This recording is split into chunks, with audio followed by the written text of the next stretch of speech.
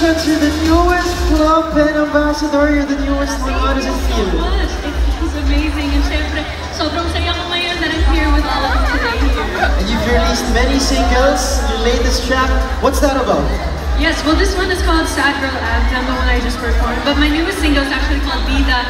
Para sa mga feeling main character dyan sa mga audience. Yung naramdaman natin na once upon a time feeling main character, tapos biglang nabasag yung dalino natin. Kasi hindi pala tayo ang lahat naman dito main characters ngayon sa Club Pen.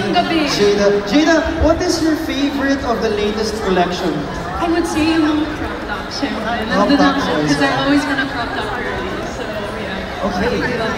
Jada, do you have anything to promote?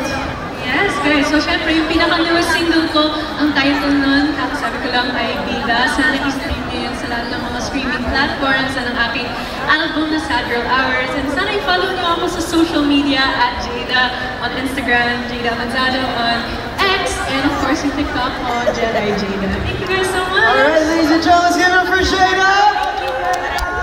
We'll see you later, Jada.